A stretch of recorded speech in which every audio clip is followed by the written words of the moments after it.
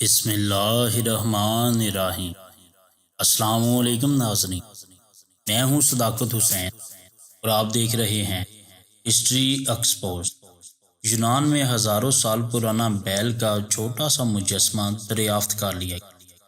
جی ہاں ناظرین، ہم آج آپ کو بتائیں گے کہ یہ بیل کا چھوٹا سا مجسمہ کتنا ہے اور کس نے کہاں دریافت کیا۔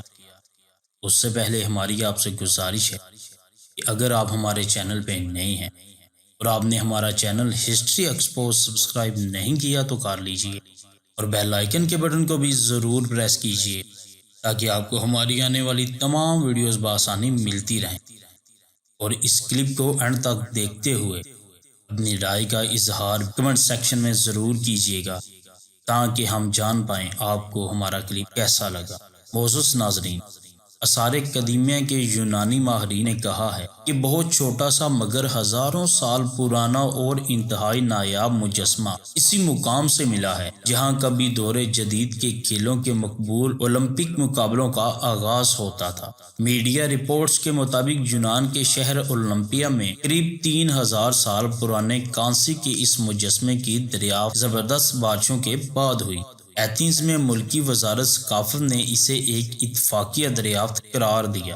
وزارت ثقافت کے مطابق یہ دیہاتی مجسمہ زیوس اور ایلٹی کے موعد کے پاس ایک مقدس جگہ کے پاس سے ملا ہے جس کا ایک سینگ مسلسل بہت تیز بارشوں کے بعد زمین کی سطح سے کچھ اوپر نمودار ہو گیا تھا۔ یہ مجسمہ یونان کے قدیم ترین شہر اولمپیا میں اسی علاقے سے ملا ہے جہاں ہزاروں برس قبل کھیلوں کے آج کل کے عالمی سطح پر بہت مقبول اولمپک مقابلوں کی ابتدا ہوئی تھی۔ تیز بارشوں کی وجہ سے بالائی سطح کی مٹی پانی کے ساتھ بہہ گئی تھی جس کی وجہ سے زمین میں ڈھنسا ہوا یہ مجسمہ جزوی طور پر نظر آنے لگا تھا۔